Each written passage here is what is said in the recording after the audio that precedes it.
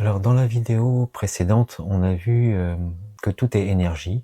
On s'est intéressé à l'énergie des lieux, on a vu que les lieux pouvaient garder aussi une mémoire. Là aujourd'hui, on va s'intéresser en particulier aux objets. Alors si tout est énergie, les objets auraient donc évidemment une énergie aussi qui leur est propre, et l'énergie a une fréquence. La question c'est de voir si cette fréquence est en harmonie avec la nôtre. Si c'est le cas, ces objets vont être aidants. Par contre, s'ils sont carrément en disharmonie, ça peut être perturbant. Par rapport à leur situation dans la maison, si ce sont des objets qu'on possède chez soi, ou alors si ce sont des objets qui sont à notre bureau, dans un endroit où on vient pour travailler, ça aura une incidence qui est un peu différente. Chaque endroit doit avoir sa fonction. La question c'est de voir si effectivement les objets qui sont dans ce lieu correspondent à la fonction.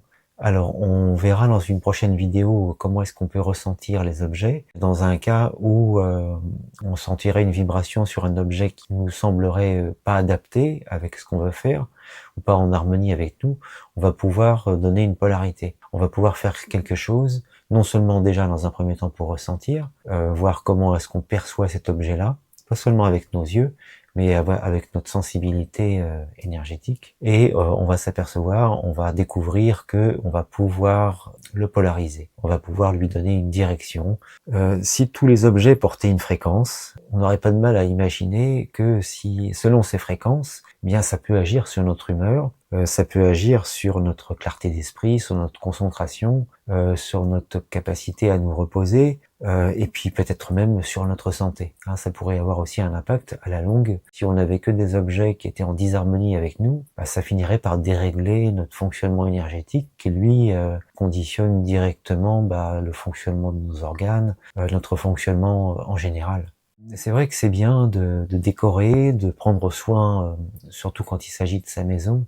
On s'arrange pour que cette maison soit agréable, qu'elle soit jolie, joliment décorée, avec des meubles qui nous correspondent. Mais quelquefois, eh bien, il y a des meubles dont on hérite, par exemple. Est-ce qu'ils correspondent exactement au lieu où on habite? C'est pas toujours évident. On n'ose pas s'en séparer puisque c'est un héritage, c'est un souvenir de telle ou telle personne. Mais dans ces cas-là en particulier, c'est quand même intéressant de se poser la question et d'aller tester en fait vraiment l'impact que ces objets hérités peuvent avoir sur nous. Ça, c'est un exemple. Il peut y avoir plein de circonstances qui font que des objets arrivent chez nous. Alors ça peut être des objets qui ont eu une utilité aussi par le passé et qui ne l'ont plus. Et c'est pareil, on n'a pas pris le soin de soit les ranger, soit les donner puisqu'on n'en avait plus l'usage, soit les jeter s'ils sont cassés, ou les faire réparer éventuellement. Tous ces objets un peu abandonnés, laissés sur le côté, continuent d'avoir une influence sur nous.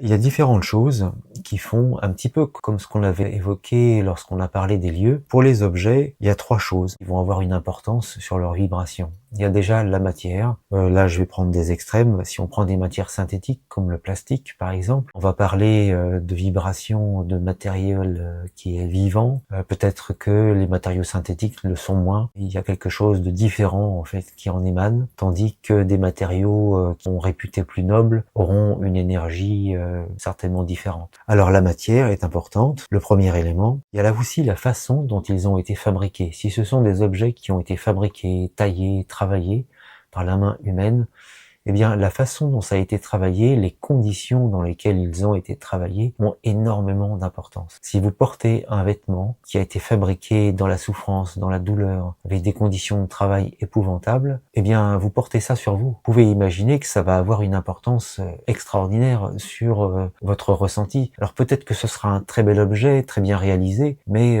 cette souffrance, ces conditions de travail épouvantables, eh bien, au niveau de l'énergie, ça va se ressentir. Si au contraire, ces objets ont été fabriqués dans un milieu où les gens étaient traités dans de bonnes conditions, qu'ils avaient plaisir à faire ce qu'ils faisaient, eh bien là aussi ça va avoir une importance complètement différente. Les mémoires énergétiques, alors ça va concerner les objets dont on va faire l'héritage, par exemple. Ça, c'est l'exemple qui me vient, qui semble le plus évident. Ça peut être un objet hérité, bien sûr, mais ça peut être un objet aussi acheté dans une boutique, dans une brocante, ou quelquefois il y a des lieux qui permettent d'acquérir des objets qui ont été saisis. Lorsque, par exemple, des sociétés déposent le bilan, lorsque des gens ont des dettes, eh bien, on leur saisit leurs biens. La façon dont les gens ont vécu en fait cette séparation, elle aura aussi son importance. Tout ça, ça va suivre l'objet. En imaginant qu'une personne se soit fait saisir ses biens et qu'elle ait vécu ça vraiment dans la douleur, qu'elle ait réagi avec colère, avec injustice,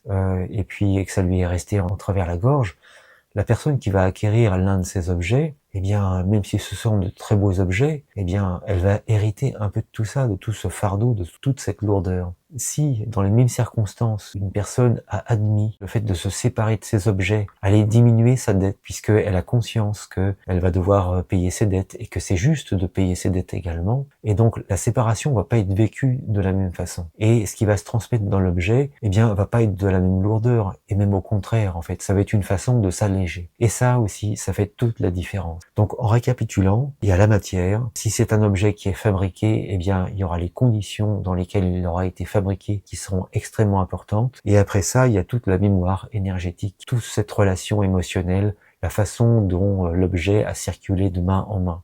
Ce qui est intéressant aussi maintenant, c'est de voir comment ça va affecter nos vibrations. On va concevoir en fait que certains objets auront tendance à élever nos vibrations. Alors qu'est-ce que ça veut dire élever nos vibrations? Ça va nous aider à nous sentir bien. Ça va nous aider à nous concentrer, à mieux nous reposer. Ça pourrait nous aider aussi, d'une façon beaucoup plus générale, à ressentir de l'amour, à ressentir des sentiments de joie, à ressentir un sentiment d'abondance. Il peut y avoir différentes choses qui sont vraiment liées à un objet, qui sont vraiment intégrées dans sa vibration, dans son énergie. Le contraire existe aussi, il y a des objets qui vont avoir tendance à nous alourdir. Il peut y avoir des souvenirs douloureux qui sont contenus dans cet objet-là, il peut y avoir de la peur, tout ce qui a pu être ressenti, et puis de façon répétitive, en présence de l'objet, par la personne qui possédait cet objet ou qui portait cet objet, si c'est une bague par exemple, ou un collier, ou une montre. Ça peut être aussi le sentiment de perte, là on parlait tout à l'heure d'objets qui ont été saisis, ou alors tout simplement des objets qui sont maintenant rendus inutiles. Le fait de pas vous séparer des choses qui ne vous aident plus, qui ne vous apportent rien et qui occupent de la place. Alors même sans y penser, votre corps, lui, pas seulement votre corps physique, il y a la contrepartie énergétique, on verra peut-être ça dans une autre vidéo, mais voilà, il y a certaines traditions qui admettent en fait que le corps physique, lui, contient des corps qui sont énergétiques, de plus en plus subtils, qui vibrent de plus en plus haut. Et ça nous emmène jusqu'à un niveau spirituel. Eh bien, tous ces corps, en fait, vont subir l'énergie, les vibrations qui sont autour de nous. Alors, ça fait que même en oubliant certains objets qui ont échappé à votre conscience, parce que ça fait tellement longtemps qu'ils sont dans la pièce où vous vous trouvez, que vous finissez par ne plus les voir. Mais ça continue à avoir un impact sur votre énergie et puis sur votre humeur en général. Vous allez pouvoir y ressentir de la fatigue peut-être, sans pouvoir expliquer, de la lourdeur ou alors de l'agitation. Au contraire, de la légèreté, une certaine fluidité, de la clarté d'esprit. Voilà, en fonction de ça, eh bien, vous garderez, vous conserverez des objets dans un lieu, dans une pièce, ou si vous pensez que après avoir ressenti un objet, sa place n'est pas là, mais plutôt dans une autre pièce, ou au contraire, il faut vous en séparer. Alors, les différents signes d'un environnement qui est énergétiquement chargé, puisque on va surtout s'attacher à ça dans un premier temps. Et rien qu'en réglant cette situation-là, ça peut changer beaucoup de choses. Quelquefois, il va falloir prendre la décision aussi de se séparer de certains objets. C'est peut-être une décision qui reste en suspens et qu'on a reporté, repoussé.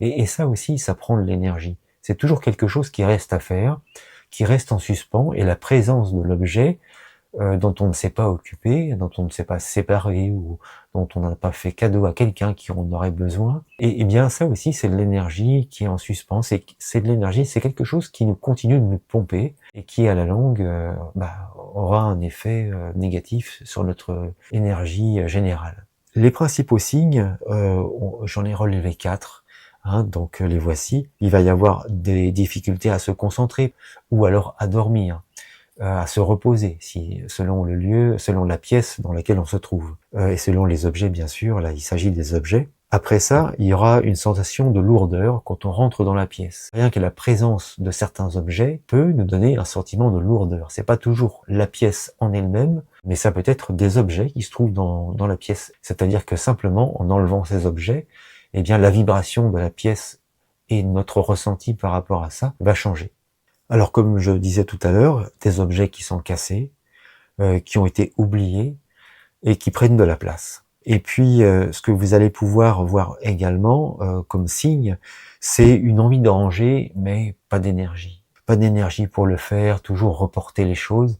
Ça révèle vraiment en fait une accumulation. Et plus on attend, plus on accumule des choses et non traitées, eh bien plus ça va se renforcer. Pour vous donner une idée de ce que l'impact que peut avoir le fait de garder des objets, par exemple, là comme on a pu voir qui étaient cassés, des objets qui ne sont pas à leur place, ou des objets qu'on a oubliés, qui nous ont été utiles à une époque et qu'on a conservés sans avoir pris de décision, et bien tout ça, ça a un impact sur notre vibration en général. Dans la prochaine vidéo, on va faire un exercice ensemble.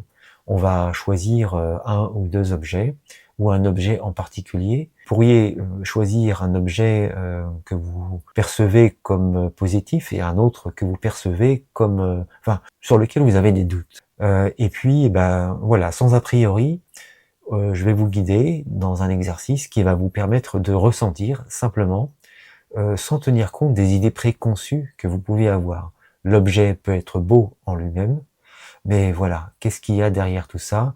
Est-ce que c'est vraiment aussi beau pour vous, aussi bénéfique? C'est ce qu'on va découvrir.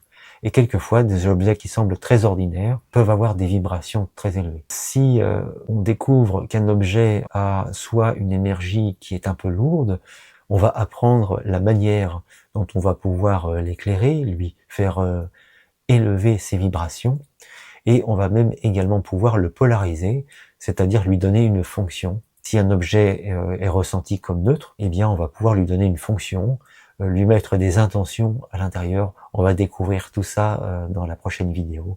Je vous dis très bonne journée et à très bientôt pour cette deuxième vidéo.